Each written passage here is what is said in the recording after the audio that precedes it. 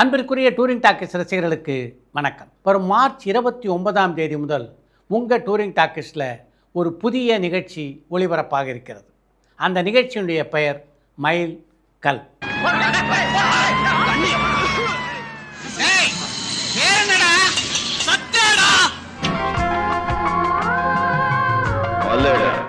அண்ணாமலை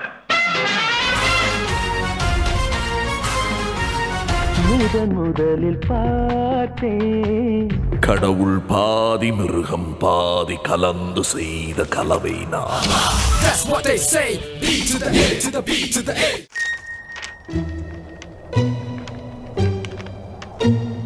இந்த மைல்கல் நிகழ்ச்சியில் முதலில் இடம்பெற இருக்கின்ற சாதனையாளர் பிரபல இயக்குனரான சுரேஷ் கிருஷ்ணா.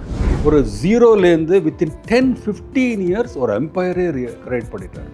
நினச்சி பாருங்கள், நம்ம லைஃப் இதுக்கப்புறம் என்னடா இருக்குது நினச்சி பார்க்கும்போது at the age of 48 when you are done finished போது no, life is still there, you can still fight it out, you can still overcome so many things சொல்லி அந்த இன்ஸ்பைரிங் ஸ்டோரி நான் அவர் வாயாலே கேட்டோன்னு நான் அழுதுட்டேன் நிஜமாவே.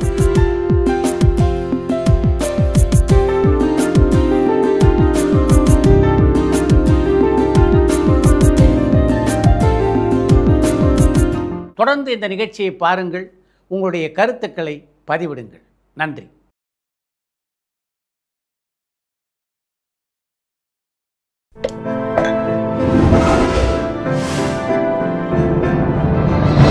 சாய் வித் சித்ரா. இன்றைய சாய் வித் சித்ரா நிகழ்ச்சியிலே பங்கேற்கின்ற விருந்தினர் புரட்சித் தலைவர் எம்ஜிஆரோடு 30க்கும் மேற்பட்ட திரைப்படங்களிலே உதவி இயக்குநராக பணியாற்றியுள்ள துரைராஜ்.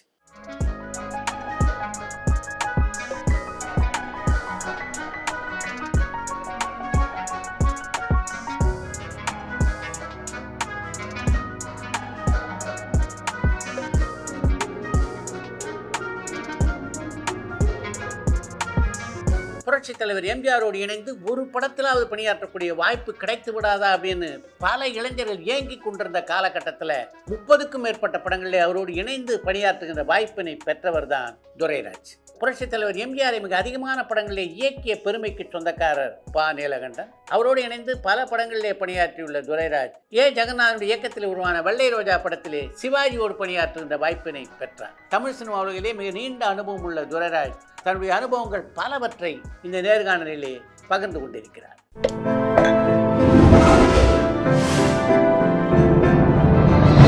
சாய் வித் சித்ரா.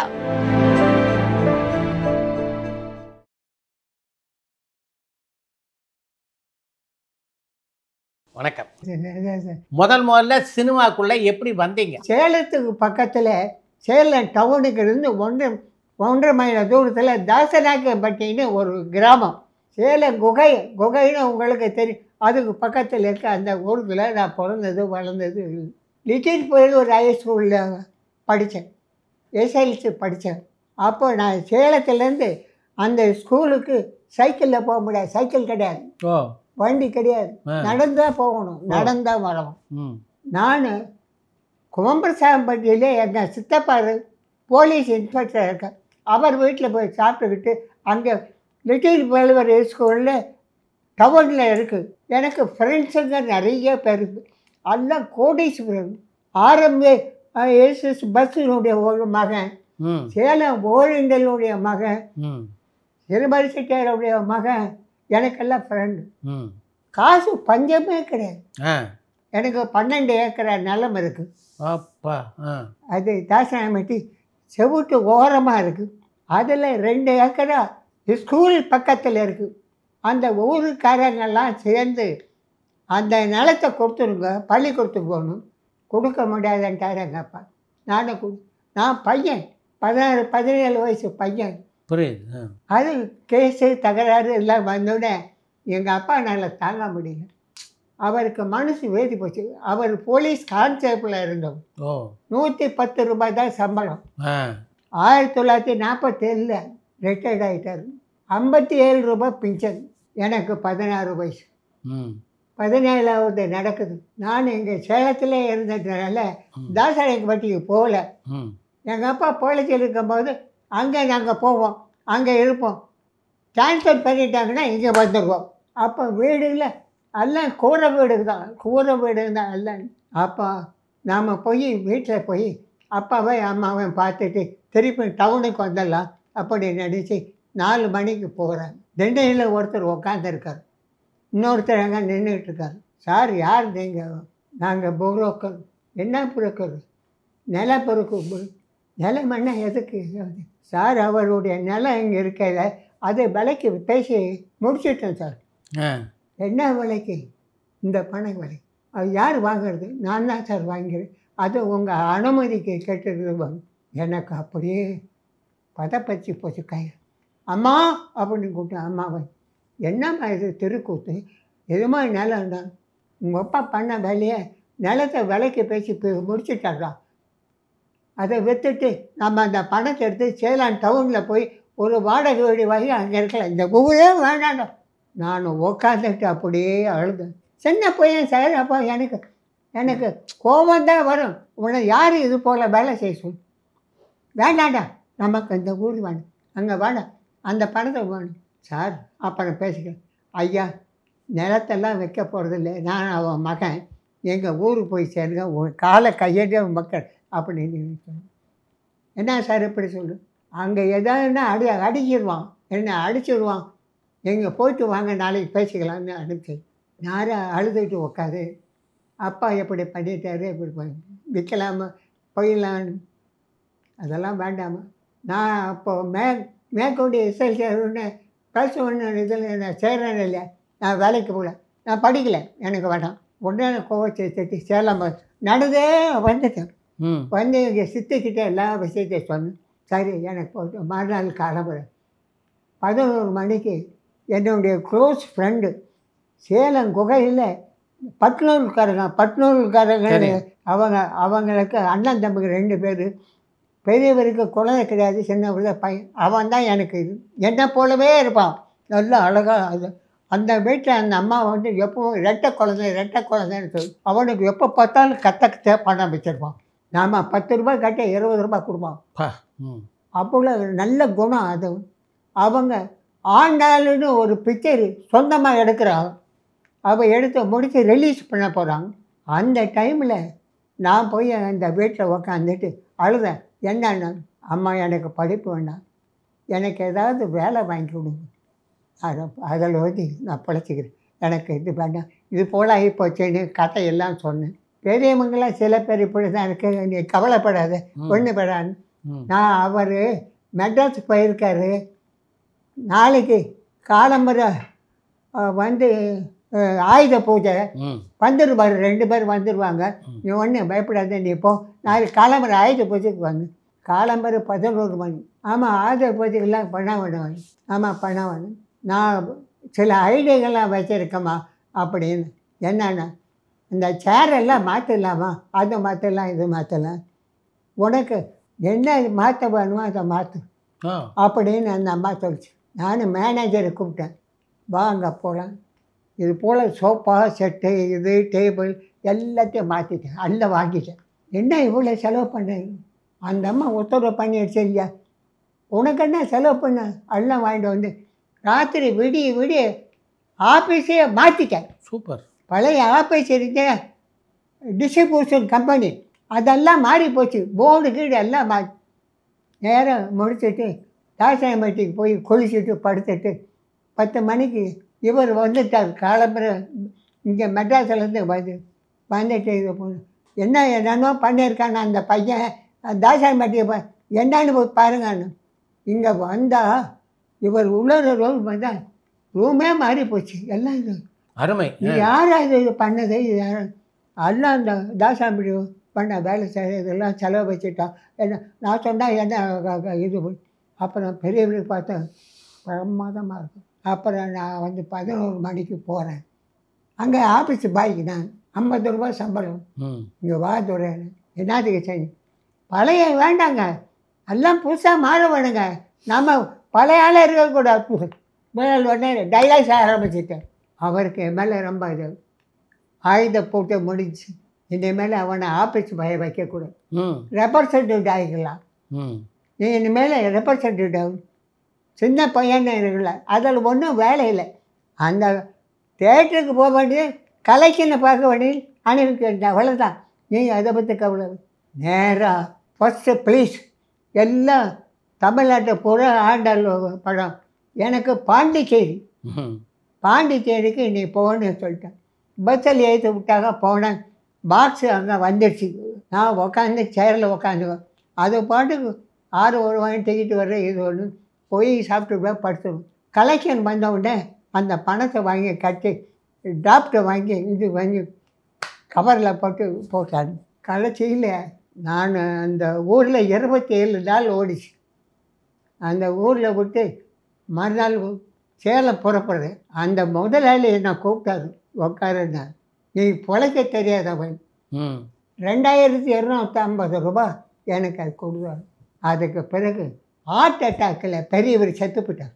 சரி, இவர் செத்து போயிட்டாருன்னு நாங்கள் எல்லாம் ரொம்ப வேதனைப்பட்டு ஆஃபீஸை மூடிட்டாங்க. எனக்கு வேலை இல்லை. எனக்கு என்ன வேலை, சிறு வயசில் என்னன்னா கதை எழுதுவேன், டைலாக்ஸ் எழுதுவேன், மேடை பிரசங்கம் பண்ணுவேன். எல்லாமே இந்த பையனில் ஸ்கூலில் இருக்கும்போது நான் பேச பழக்கம். அப்படி இது பண்ணி குகையில் மாரியம்மன் பண்டிகை போடுவாங்க. அதில் இவங்க அப்பா இருக்காங்க, அவர் தான் சேர்மேன். அப்போ இவன் என்ன கேட்பா என்கிட்ட, நாமெல்லாம் சேர்ந்து ஒரு ட்ராமா போடலாமா? போடலாம். யார் நாமளே ஆக்டிங் போடலாங்க அப்படின்னு சித்தப்பாருக்கிட்ட கேட்குறேன். எங்களுக்கு தேட்டர்லாம் கட்டி கொடுப்பீங்களா? இதெல்லாம் என்ன வேணால் கொடுக்குறேன், நாடகம் போடுங்கடா, என்ன செல்வாங்கடான்னு நான் கொடுக்குறேன், போடா வாங்கடா எல்லாம் போய் பண்ணுங்கடா அப்படின்னா. நாங்கள் இந்த 10 பசங்க இருக்காங்களா சின்னங்களை எல்லாம் சேர்ந்து ஒரு கதை எழுதி வச்சுருந்தேன். சேவல் துடிக்கிறது, நியாயம் பிறக்கிறது. அது என்ன கதைன்னா, சேலம் பனமரத்துப்பட்டின்னு ஒரு ஊர் இருக்குது. அந்த ஊரில் ஒரு கோயில் இருக்குது. அந்த கோயிலுடைய வரலாறு, அந்த வரலாறு நான் கதையாக எழுதலாம்னு கதையை வாங்கி எழுதினேன். அவங்க அப்ஜெக்ஷன் பண்ணாங்க. நாங்கள் பசங்களாம் போய் தர்ம கதையை பார்த்தேன். உங்கள் பேரெல்லாம் ட்ராமாவில் போட்டு எல்லாம் நான் இது பண்ணுறேன், நீங்கள் ஒன்று சரி எழுதிக்கோ அப்படின்னு சொல்லி அந்த கதையை ட்ராமா போட்டு நல்லா எழுதி இது பண்ணி பிரமோதம் 3 நாள் 3 ட்ராமா போட்டோம். ஒரு நூதனமான கதை. இவர் செத்த உடனே எனக்கு ஒன்று வேலை இல்லை, சும்மா போவேன் வருவேன், காலேஜ் விட்டாச்சு, இதுனாச்சு, என்னடா பண்ணுறது?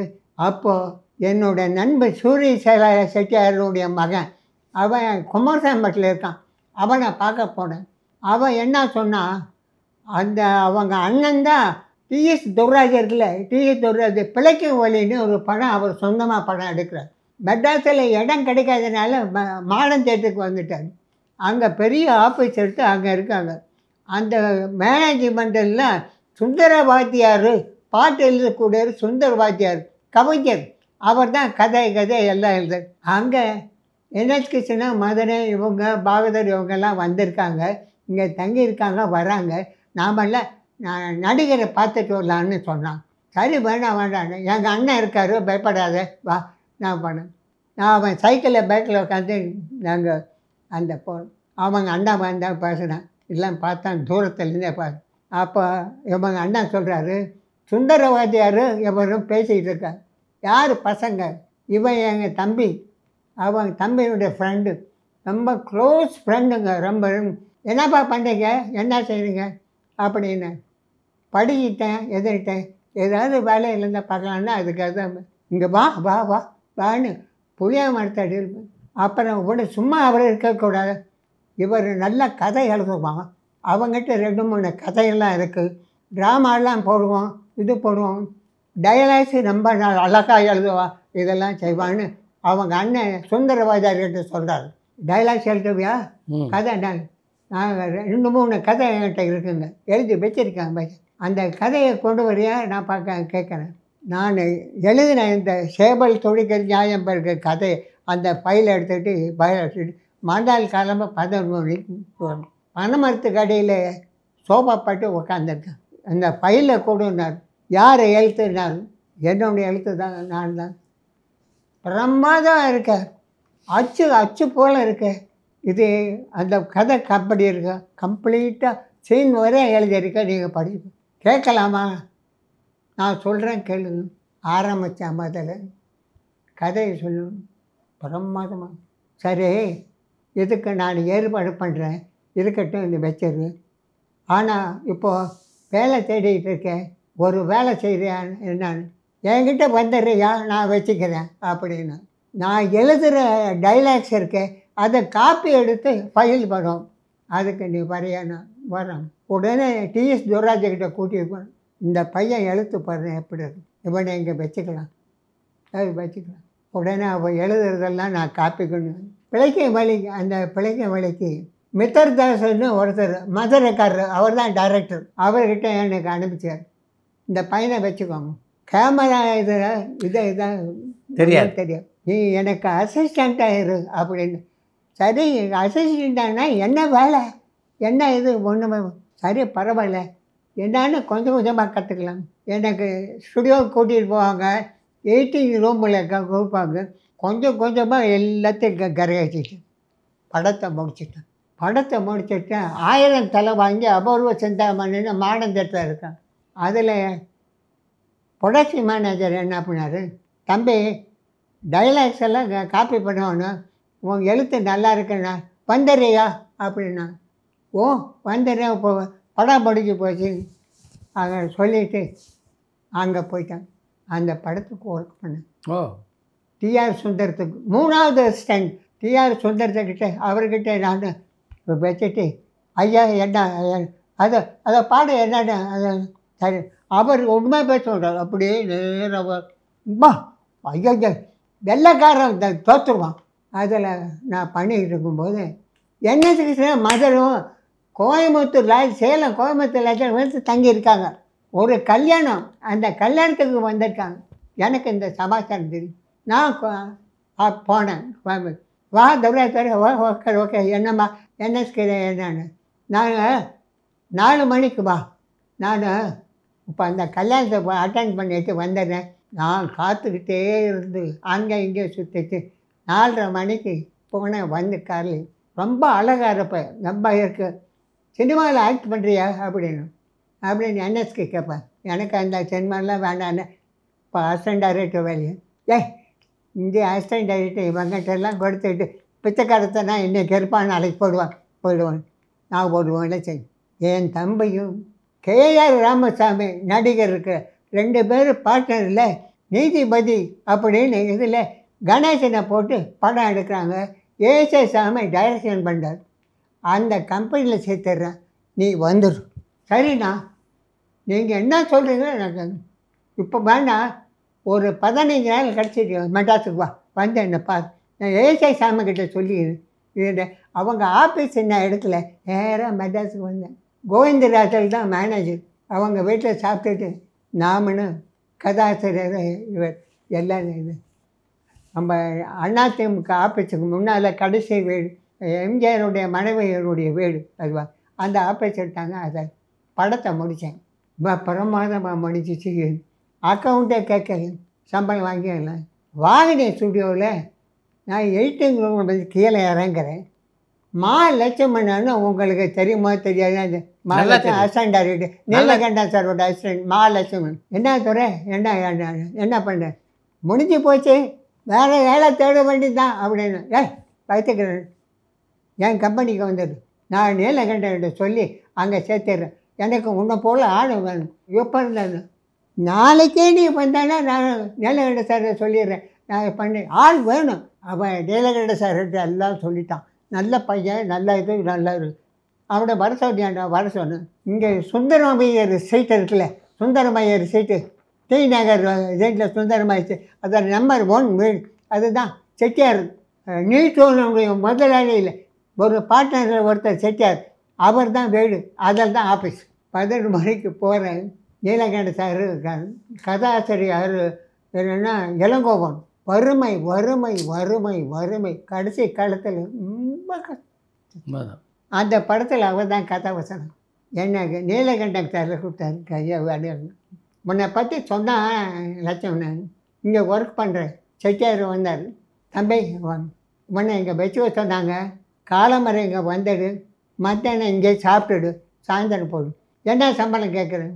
ஐயா நீங்கள் பாரு, நீ என்ன வேணும்னு சொல்லு, நீங்களே சொல்லணும். 200 ரூபாய் கொடுக்குறேன். சரிங்க, எதுக்குமே நான் உனக்கு 200 ரூபாய் மாதம். அந்த கதை சக்கரவர்த்தி திருமகளா? நாங்கள் ஒர்க்கு பண்ண எல்லாமே NH கிருஷ்ணன் இது எல்லாம் அந்த குரூப் நல்ல இது எனக்கு சுதந்திரமாக நல்ல. எம்ஜிஆர் அப்பதான் முதல்ல பாக்குறீங்களா? 40,000 ரூபாய் தான் சார் அவருக்கு சம்பளம். அப்படிங்க அவருக்கு அந்த படத்துல 40,000 தான் சம்பளம். அங்கே செட்டியார் மட்டும்தான் இருப்பார், வேறு வேலைக்காரன் பால் ஆளும் 2 பஸ் இருக்குது, பால் கறந்து எல்லாம் இது பண்ணி போனவுடனே இவ்வளோ கிளாஸில் கொடுப்பான், சாப்பிட்டு ஜம்மு. இவர் இளங்கோவனுக்கிட்ட ஏதாவது ராமாயணம் பேசிக்கிட்டு சேரில் உட்காந்து இருப்போம். அந்த படத்தில் தண்ணியில் இருந்து ஹீரோயினி குளிக்கிற ஹீரோயினி பேர் அஞ்சலி தேவி. மேக்கப் போட்டுட்ருக்காங்க. எனக்கு 7:30 மணிக்கு காரு வந்து எங்களை கூட்டி போகும். எனக்கு என்ன வேலைன்னா முதல்ல செட்டை பார்க்கணும், செட்டில் க்ளீனாக இருக்கும், அங்கே என்னென்ன தேவை இருக்கோ அதெல்லாம் இருக்கா நாம் நிறுத்தப்பட எல்லாம் பார்க்கணும். இதெல்லாம் பார்த்துட்டு அவங்களுக்கு இன்றைக்கி ஷூட்டிங் யாராக இருக்கா அவங்களுக்கு மேக்கப்பு போடணும். அதை மேக்கப் முடிஞ்சு போச்சான்னு சொல்லுவேன். அப்புறம் நாயர்னு ஒருத்தர் தான், அவன் தான் மேனேஜர். நான் அங்கேருந்து மேக்கப் நீட்டோனில் திரும்ப இல்லைங்களா, அதில் நான் நேராக போய் அம்மா வணக்கம்மா அப்படின்னு சரி சரி நடக்கட்டும்மா சீக்கிரமாக நடக்கட்டும் வந்து அவன் குண்டுராவ் எங்கே குண்டுமணி இருக்குல்ல குண்டு அவன் பக்கத்தில் அவனை பார்த்துட்டு வந்த உடனே சேரில் ஒருத்தன் உக்காந்தாங்க. யார் சார் நீங்கள்? நான் நிருபர். அப்படியா அப்படின்னு அந்த அம்மாவும் வந்துடுச்சு. வந்து சேரை இழுத்து போட்டோம். நிருபர் என்னத்துக்கு? பேட்டி எடுக்கிற நம்ம அதுக்காக வந்தேன். எந்த பத்திரிக்கை எனக்கு? தினத்தந்தின்னா எனக்கு சுரீருக்கும் வந்து. எம்ஜிஆர் எப்படி பழகுவார் உங்ககிட்ட? அவரை பாடி இழகின மனுஷு உலகத்தில் எவனுமே கிடையாது. இங்கே அடிபட்டு போச்சுன்னா அவர் இருந்தாருன்னா பானியில உங்க மேல கோவிச்சுக்கலையா? குரூப்ல இருந்து தூக்குறதுக்கு எல்லா வேலையும் பண்ணிட்டான். அது ஒன்றும் நடக்காது. எம்ஜிஆருக்கு உங்களுக்கும் எப்போ முதலாக ஒரு அட்டாச்மெண்ட் வந்தது? அதிகமாக அட்டாச் பண்ணது நீர் நெருப்பு தான். அதில் தான். அது என்ன காரணம்னா பரபரப்பான சினிமா செய்திகள், நட்சத்திரங்களின் பேட்டிகள், சினிமா வரலாறு ஆகியவற்றை பார்க்கவும் படிக்கவும் உங்களுக்கான இணையதளம் tourantalkies.co.